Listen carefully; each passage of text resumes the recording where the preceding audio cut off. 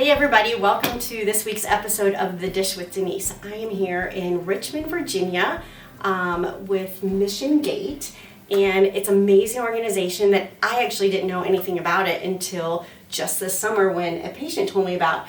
This is where they got all of their information about gait training and learning how to walk with their prosthesis. So I looked them up and I thought, oh my gosh, what an amazing organization and so many great things that they do. So we are going to be talking about all the wonderful things they do and the resources they have for you as patients, as well as for practitioners who want to learn more about how they can help their patients as well.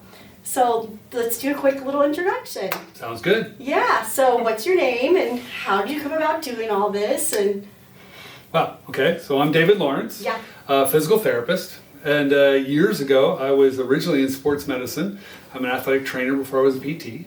But I had an opportunity through the University of Miami to get exposed to disabled sports and recreation.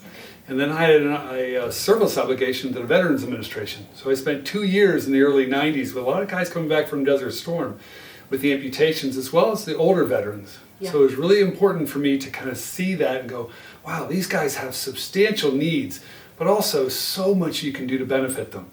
You know, some people say to me sometimes, gee, working with people with prosthetics and amputations, isn't that kind of depressing? I'm like, no, the bad stuff's already happened. Yeah. Our job is to say, what's already done is already done. There's nothing but upside here. There's so much we can do to help you if we're willing to do it. Put in the time and the resources and the education and the knowledge necessary. You hit the nail on the head. Community. That's what this place is about. And that's what we wanted from the beginning. We don't want to create another institution. There's lots of institutions, right? Yeah. We want to create a community. People can come in here and say, wow, I don't feel like I'm at a sterile place. I'm in a place where it feels almost like home. Look, there's a living room lamp out in our lobby, right? I mean, Yeah. it really is meant to look like that kind of comfortable. Yeah, to be warm and welcoming to them.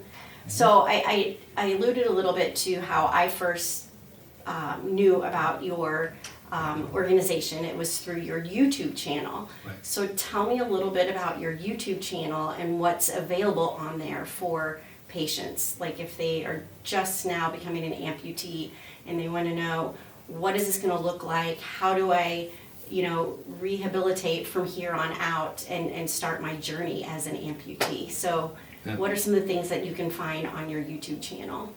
Well, absolutely. We went for kind of A to Z. So I've done this for 30 years in the field, and I really said, gosh, I'm teaching patients and going through all this process for years and years, but I really didn't have the opportunity to create something lasting, asynchronous, that would be around and could be shown to more and more people. Right. So when the foundation came about, it was the idea of one of the things I knew from the beginning. We needed to find a platform like YouTube in which we could create educational videos that were professionally shot, professionally done, and could take a patient all the way from I've never had a prosthetic on and what does even a prosthetic look like, to how does socks work on a prosthetic, how does a liner work, how do I don and doff the prosthetic, all the way into then pre-prosthetic exercises, to standing motor control exercises, to gait training, to community barriers, steps, ramps. How do I get off the floor if I fall? How do I transfer if I want to get on and off the floor? All the way up to the running gait. How do I run with a prosthetic? And so if you go on our YouTube channel, YouTube/Mission Gait, and look at prosthetic training series, you can start with number 1. And I believe there's around 17, 18 videos. But number 1 is basically, what is a prosthetic limb? I mean, what is this all about? And the last one is, how do I run with a prosthetic? And that, for me, is now out there for everyone to use. And at no cost. Again, no cost doesn't mean it's free. It's no cost to the end user, because we have a lot of grateful patients, a lot of fantastic donors through the years who said, we want to put money into creating this for people so that money is not a barrier for their future. Yeah. So aside from the YouTube channel, I also noticed you had your resources page that had some exercises as well that are on there, which is a nice, easy platform, because I think a lot of times new amputees, they go and they get their physical therapy and then they go home and they don't know what to do, and or sometimes they don't even reach physical therapy when they should be getting it, depending on their insurance, depending on their referral sources, sometimes they don't get to there. So I like the easy to use, files that you have right there of the exercises they can do, like to get ready for the next step. You can just download them, and you don't need equipment. The other thing I wanted to create was exercises you didn't have to go to a fitness center. You didn't have to have a trainer.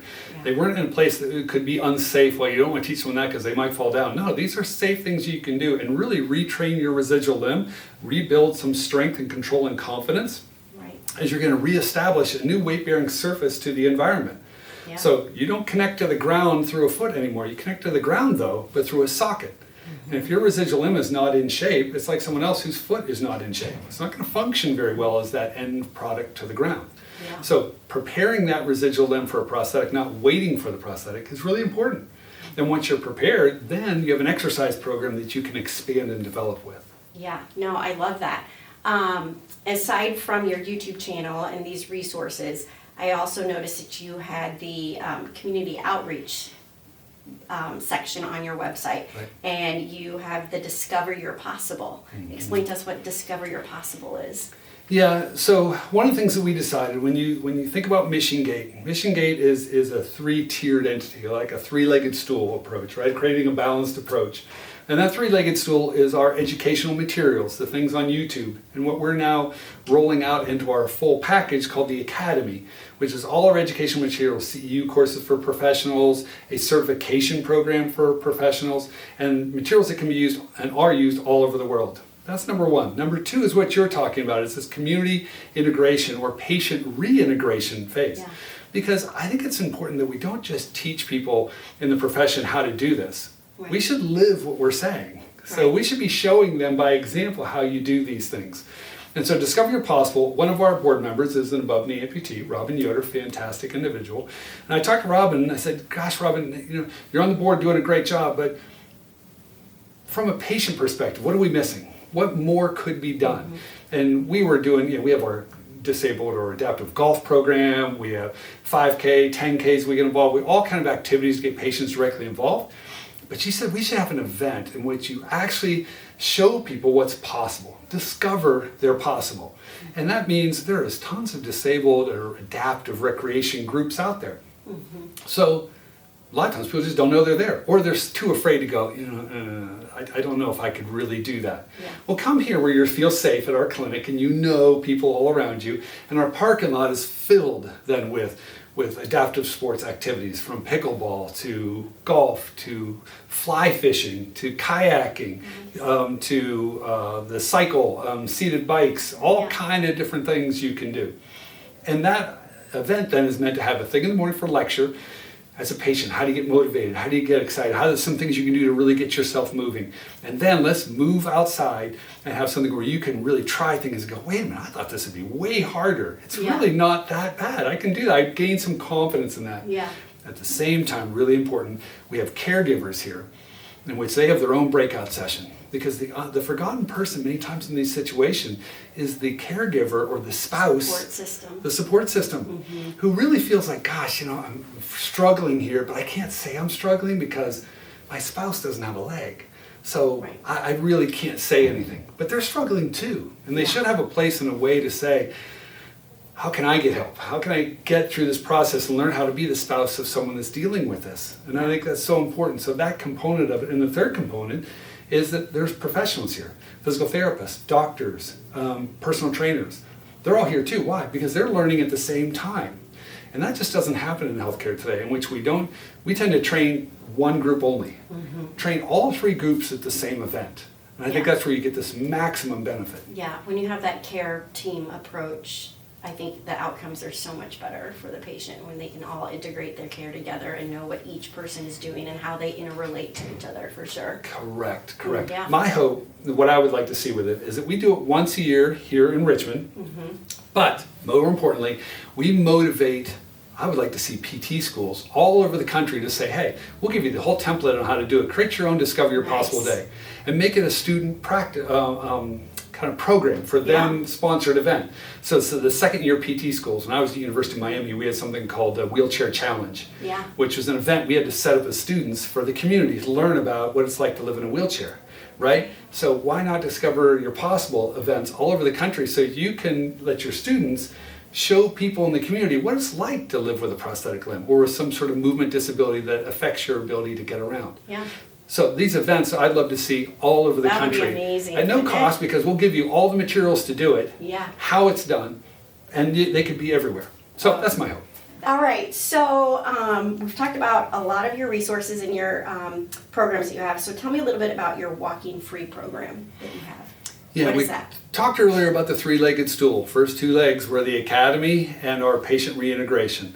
The third is what I call capacity building, but internationally, going places where, in the U.S. we want to improve the level of care. Mm-hmm. In many of these places around the world, we want to create a level of care, any level of care. Yeah. And so the process is you're starting at ground zero. We are starting a project right now in the Solomon Islands that really just opened last month. Just produced the first 10, they're on their 12th prosthetic limb, first 12 people in the country's history to walk with a prosthetic Wow. device. So incredible with our portable shipping container that has a lab built inside of it. The Walking Free is exactly that. It is going around the world. I originally called it the Prosthetic and Orthotic Rehabilitation Initiative. That seemed really long. Yeah. So Walking Free was a much more catchy name. And so now we call it Walking Free. But Walking Free is our international mission. So we say, hey, we may want microprocessors and really, advance our education here, which is fantastic. But if we're talking about a young guy in the Solomon Islands, you can't give him a microprocessor. Right. If it fails, there's no one that's going to fix it.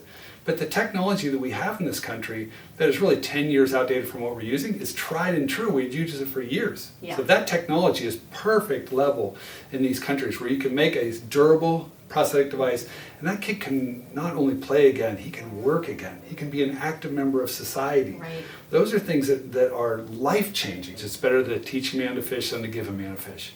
So we then created and taught to develop Walking Free centers that run fully independently on their own in these countries. We have centers in Turkey too, in Guatemala, in Haiti, in the Dominican Republic, in the Philippines, and now, really exciting, in the Solomon Islands. I know.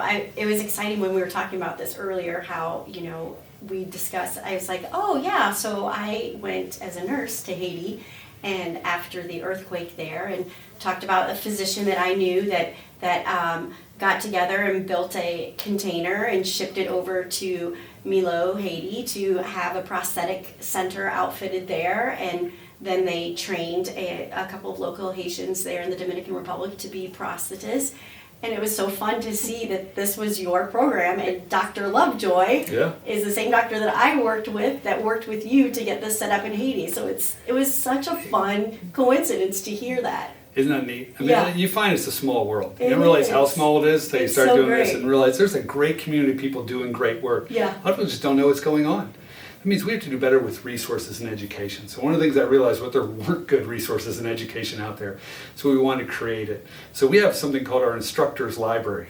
So if you're an instructor or someone involved with teaching and physical therapy, you can enter this library and get into all kind of resource materials to help educate your next generation of PTs or your patients as well, to say, hey, how do we avoid those mistakes? With diabetics, how do we avoid going down that path, those national statistics? Because they don't have to be that way. I don't believe they do. I think it's just a lack of education.